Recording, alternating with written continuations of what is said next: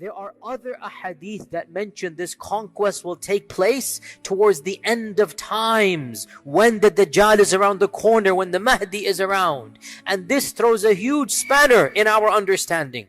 What does that mean? Because Istanbul is Istanbul now. What does that mean? Allahu A'lam.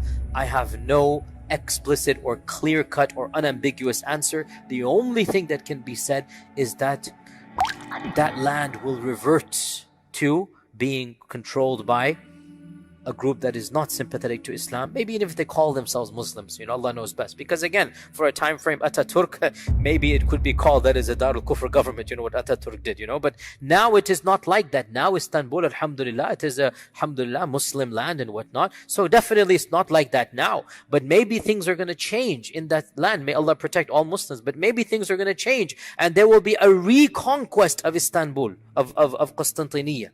Also, the ahadith mention that that reconquest will take place miraculously, without any blood being shed. That was not Sultan Fatih. Sultan Fatih, it was a bloody war. It lasted many months. There was a siege, there was a military, there was a navy, there was an army, there was a blockade. It was a standard war. Many people died. That's not what the hadith predicted.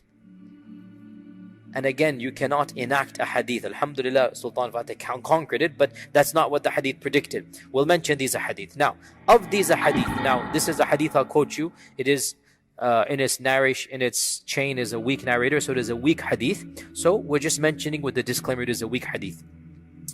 Abdullah ibn Amr ibn al-As said, "You will fight Constantinople 3 times." Does he mean the city of Constantinople? Or does Constantinople indicate the Roman Empire, i.e. Europeans? Either can be there. You will fight Constantinople 3 times.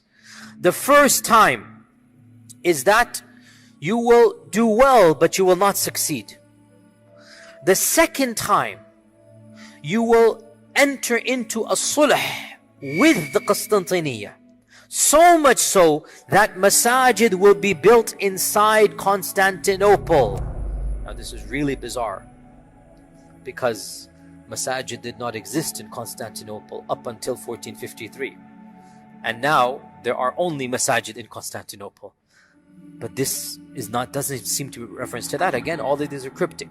So until there's a sulh between the Romans and there are masajid inside Constantinople, then you will return for a 3rd time and you will conquer it with the takbir.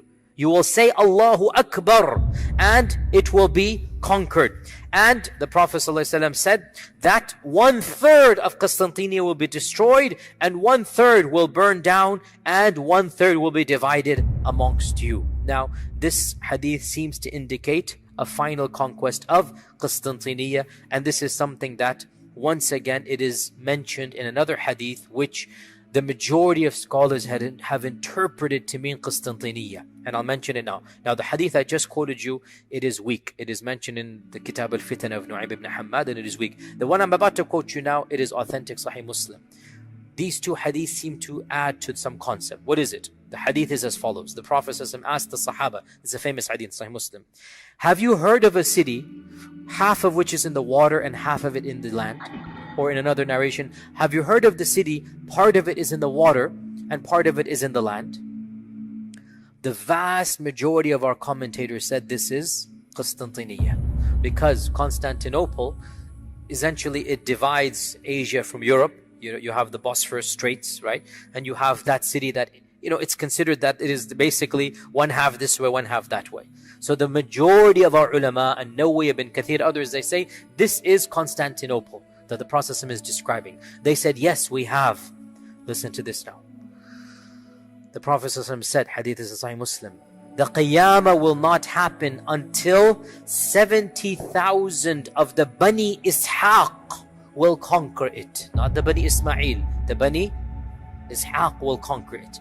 And when they come to it, they, the Bani Ishaq, will not fight with swords, nor will they fight with arrows. Rather, they will say, La ilaha illallah, Allahu Akbar, and one of the sides will fall down. Then they will say, La ilaha illallah, Allahu Akbar, and another side will fall down. Then they will say, La ilaha illallah 2, 3, 4 times until all 4 sides will be fallen down. And then they will enter the city and begin to distribute his ghanima. And while they are distributing his ghanima, the shaitan will call, or a crier will call, that verily the Dajjal has come out to your family, and they will leave everything and return to their family. End hadith. Now, we've heard a similar hadith before, but now we have an added detail. What is that detail? 70,000 of the Bani Ishaq will conquer Constantinople. So, putting all of this together, it is plausible, very reasonable to say that the armies of the Mahdi will be fighting at multiple places in this world. And some of the fighting will be more severe than others. And one of the very end of those battles will be the battle of the conquest of Constantinople. But in this battle, there will be no war, there will be no blood, there will be no swords. It will be a miracle given to them. The people in that battle will come and find the walled gates, and they will realize they cannot fight the people of the city, but they will know this hadith. And the Prophet ﷺ is telling them, you're going to use this tactic of mine. He's telling them what to do. And they believe in the hadith, so they will use this tactic. So they will say, La ilaha illallah, Allahu Akbar, 4 times, all of them in unison. Their takbirat and their tahlilat, they are going to cause the walls to fall down, and they will conquer the city without any bloodshed. And then the news will come, Dajjal has come. So they will flee back to Bilad al-Sham from Constantinople, only to discover it was a lie. Then when they're in Sham, Dajjal will actually come, and then they're wondering what to do or fighting him a few times, and then Isa will come, and then as we had mentioned before, it resumes.